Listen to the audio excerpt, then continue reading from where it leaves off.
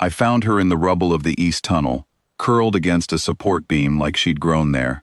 Amaranth shelter had been a mining bunker before it was anything else, cut 40 meters into the rock by men who wanted to survive the war and never came back to finish the job. I'd kept it running alone for 6 years, patching air scrubbers, trading batteries for grain at the surface market, mostly talking to no one but myself. Then a quake shook the east tunnel down, and when I went to check the damage, she was there. Small. Skin the color of a bruise going yellow at the edges, freckled with points of faint light that dimmed and brightened with her breathing, like she was carrying her own weather. She didn't cry. She didn't run. She looked at me the way you look at a door you're not sure opens, and I understood I wasn't the first thing that had frightened her that week. I didn't ask where she came from. Out here, on the edge of registered space, that question gets children killed. I gave her the corner cot, the one with the good blanket, and I called her Wick, because the light under her skin reminded me of a lamp trimmed low, waiting to be needed. She didn't speak for the first 11 days. On the 12th, she said my name wrong, softened it into something with no hard edges, and I let her keep saying it that way. Months went by like that, quiet ones. I taught her to sort bolts by thread size, to listen for the scrubber humming right instead of wrong. She taught me she liked preserved plum and hated the pressure door cycling, and I learned to open it slow for her sake. She had a habit, evenings, of setting her small hand flat against the wall near the reactor housing, feeling the tunnel breathe, and I never asked what she listened for. Some things a man learns to just let be. There were harder nights too. She'd wake rigid and silent, the light under her skin gone hard and white instead of soft, and I'd sit by the cot without touching her until it passed. I'd learned early that touching her too soon only made the fright last longer. I never asked what she dreamed. I only made sure she woke to the same room, the same lamp turned low, the same old man still sitting there. That was the whole of my medicine, and it was enough. It wasn't much of a life, out there on the edge of the registry, in a bunker built for men who never came home. It was mine, though, and for a while, I let myself believe it could be hers too, that whatever war had put her in that tunnel was finished, and what remained was only the slow, ordinary work of growing up safe. The transmission came in on the emergency band at first light, the kind of static chewed signal that only reaches you when somebody's desperate or somebody's dying. I almost didn't answer it. I'm glad I did. It was a woman's voice, thin and fast, relaying from a station 2 ridges over. She said a convoy had passed her checkpoint at first dark. 6 vehicles, cartel markings scraped off but not scraped off well enough, running manifests against the registry for unclaimed miners. Debt collectors, she said, not soldiers. Worse, in their way, because soldiers follow orders, and these men followed profit, and profit doesn't care how old the collateral is. She said they'd asked about the tunnels. She said they'd asked about me by name. 6 hours, she told me, maybe less on the Ridge Road. Then the signal dissolved into static and didn't come back. I sat with that number for a long moment. 6 hours. I thought about the transport tokens I'd been hoarding, thought about the surface road west, thought about how far a grown man could carry a child before his knees gave out. None of it added to more than a delay. The convoy had trucks. I had a bad hip and 40 meters of rock. So I did the only math that made sense. I couldn't outrun them.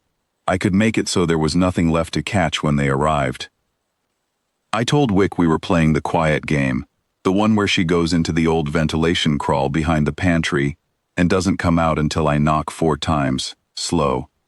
She'd done it before, during storms, and she didn't ask why this felt different, though I think some part of her small, clever brain understood it did.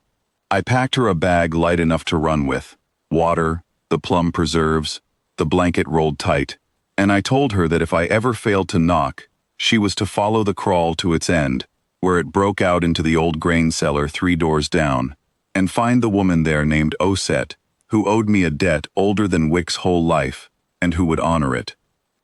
I didn't tell her I might not knock. She was young, not foolish. I think she understood that too. I spent the hours doing what an old man does when he's decided to be useful one more time. I jammed the outer door's hydraulics so it would take tools, not shoulders, to open. I moved every loose thing that could be thrown or swung to where my hands would find it fast, and I walked the main corridor 3 times over, timing my own steps in the dark until I could have crossed it blind. I checked the crawl space seal twice, then a 3rd time, because the 3rd time is the one that matters. Wick found me mid-work, sitting on an upturned crate with a length of pipe across my knees, and she asked me, plain, the way children ask the questions adults spend a lifetime dodging, if the game was really a game. I could have lied. I'd lied to her about smaller things, to spare her a bad night. But I looked at her steady face, the light under her skin holding low and even, and told her the truth. Some men were coming who had no right to her, and I intended to make sure they left with nothing. She nodded once, the way she nodded at scrubber readings and bolt sizes, filing it away as a fact of the world, rather than a fear, and that was the moment I understood exactly what I owed her. When the trucks finally ground up the access road, headlamps cutting yellow through the dust, I was standing in the doorway of Amaranth shelter, like it was still just a bunker, and not, in that hour, the only thing standing between 6 armed men and a child who'd never done a single wrong thing in her short, quiet life. There were words exchanged, at first. Their leader, young, sunburned, unbothered, read out a manifest number that matched nothing I'd registered, and told me to hand over the merchandise, which is what he called her. I understood then the conversation was a formality to him. I told him there was no merchandise here, only an old man and his bunker, and he smiled like I'd confirmed something. What happened after isn't a story I tell with any relish, and I won't dress it up as one now. I'd spent 20 years before the mines, in places that taught a man how doorways work, how to make a narrow space favor the one who knows it. 6 men against 1 old man in an open field is no contest. 6 men funneled one at a time through a jammed door into a corridor he's walked in the dark for years is different arithmetic entirely. I won't pretend I walked away from it whole. I didn't. But everyone who came through that door came through slower than the last, and none of them got past the pantry, the only outcome I'd been counting. I don't remember knocking. Osset told me later that Wick came through the crawl on her own, before the 4th knock, because she'd heard something in the walls that told her the game had stopped being a game. She found her own way to the cellar. She was already there, plum preserves clutched to her chest, when Osset went looking. They tell me I lived because Osset came back for me with a medic, and more nerve than sense. I believe it. I remember very little of the 2 days after, only that when I woke, Wick was sitting beside the cot with her light dimmed low and steady, the way it goes when she's decided something is safe enough to rest near. I'm an old man with a worse hip now, and a debt to Osset. I'll be paying the rest of my life, and I've never once regretted the trade. Amaranth shelter still stands, patched where it needs patching.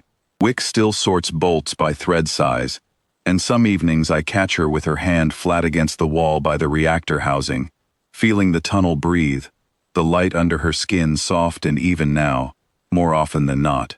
She doesn't ask about the scar along my ribs. I don't offer the story. There are things a child doesn't need carried into her, and I've decided that one is mine to keep. Some nights, when the wind runs wrong through the vents and I hear the echo of a door I once made too narrow for 6 men to hurry through, I think about the woman on the emergency band who never told me her name. I hope somebody answered for her, the way I answered for a child who wasn't mine until the moment I decided she was, and who is mine now, for as long as this old bunker and this old man hold out.